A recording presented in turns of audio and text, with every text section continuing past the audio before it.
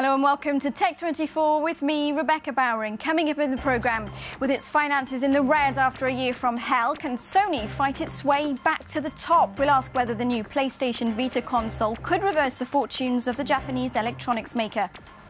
And can man live on social media alone? We'll meet Martin, the intrepid Frenchman who hopes to get by in Singapore with little more than his smartphone.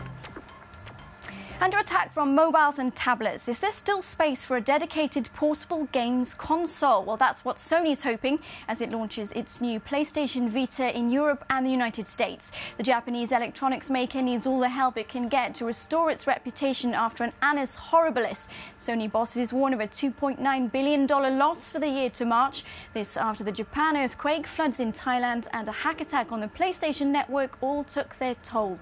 Eric Olander is with me in the studio to tell us, Eric, how much of this is a question of bad luck? How much of it is Sony's fault? Well, you talked about the annus horribilis. This is not a year that's been bad luck. This has been 30 years. The last hit that Sony had was the Walkman, 1979. Since then, the PlayStation. The PlayStation, oh, fair enough. That was a hit, but it wasn't a revolutionary hit the same way. We had Nintendo come out with a PlayStation-like competitor box. We've had a number of competitors, but the way that Sony was able to innovate to the point where it redefined markets, that was the Walkman. The same way that Apple's done it with the iPhone and with the Mac and all these other products, Sony has just never been able to do it.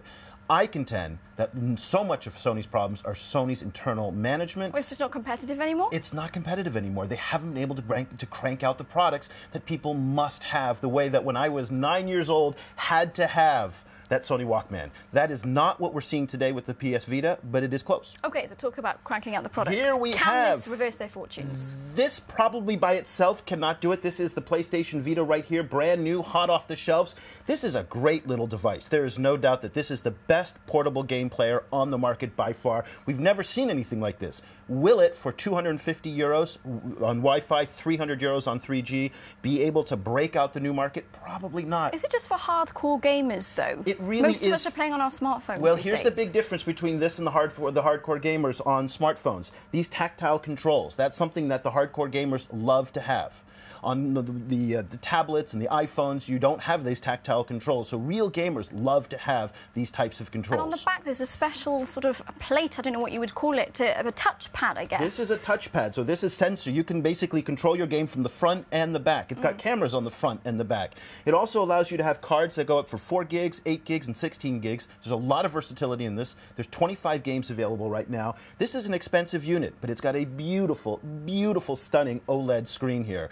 So that OLED screen just gives you brightness and colors and all the different things that make the gaming experience so great. Another key feature of it, it's not just a game unit. I sound like I'm selling it here. But wait, there's more. No, but it allows you... There is more. It's chock full of features, isn't it? And that kind of gets into this gray area. What is this thing? Is it a gamer? Is it a video screen to watch movies? Is it a, you can rent movies here. You can show pictures. You can do a lot with it. But it's not the all-in-one. Here's the big problem. I'm going to put this in my pocket with my phone. You need a big, deep pocket, You need Eric. a big Good thing you've got deep pockets. I do have deep pockets, literally, not financially.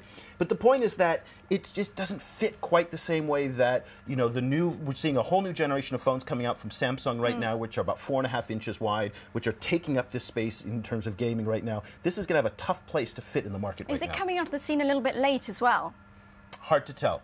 That we'll have to wait and see, and I don't have an answer for that. However, will it kind of redefine everything? I doubt it. Because sales have been slumping in Japan, which is, of course, a good barometer always, isn't it, in the gaming world? The Japanese are very early adopters on this. There's not an enormous amount of enthusiasm in the States and here in Europe, but there's a lot of excitement in certain sectors, particularly among hardcore gamers. And tell us just briefly, they're starting to integrate more and more, aren't they, Sony social networking into their consoles? Well, this has been Sony's fundamental problem, is that their different units, from the movies to the different electronics groups, have not been able to cross-pollinate their different products together. They're starting to come and do this right now. They're getting some of the Sony social networking. They are integrating with their TV devices. So, for example, you play here, you want to throw it on the screen, you can do that.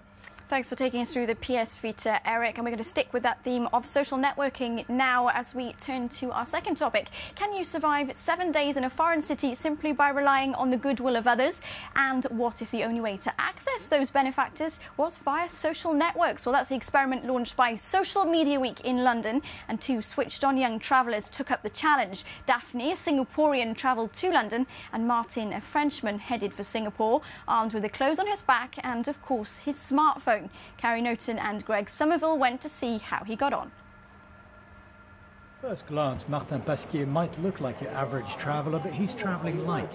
With only his rucksack and his smartphone to keep him company, his challenge is to use the social media networks to survive in Singapore for 7 days.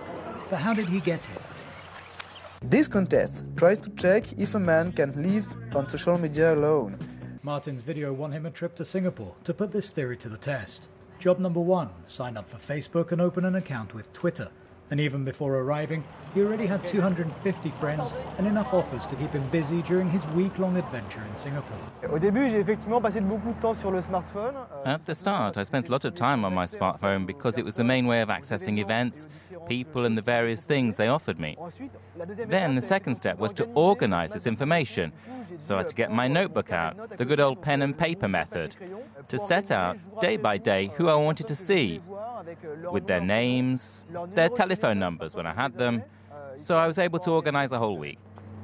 The night's lodging is all thanks to his Facebook friends and the local network of contacts. So when Sue heard about his challenge, she offered to put him up for the night. But not before doing her homework first. He's a total stranger, but when my friend messaged me about him, and I'm like, he's not a serial killer, he's not a scam, right? So I immediately went to Facebook and Twitter and checked him out.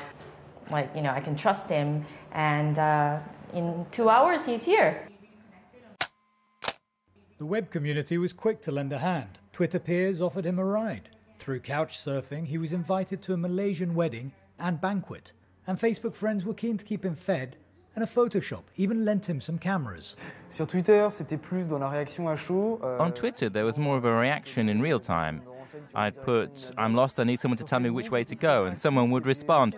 On Facebook, it was more interactive, and I was also contacted by brands, both small brands, like the photography shop we're currently in, for example, but also major brands, like Marina Bay Sands, a big casino hotel near here. They let me walk around their sun deck to get an extraordinary view of the city. Martin, the digital survivor there in Singapore, and that's all we've got time for in this edition. You can keep in touch with us, of course, on the social network. We'd love to hear from you. The URL is coming up on your screen, and don't forget to follow both Eric and myself on Twitter.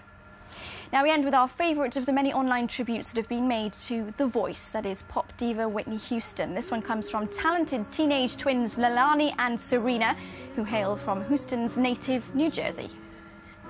'Cause you've got your family and they need you there. Though I try to resist being last on your list, but no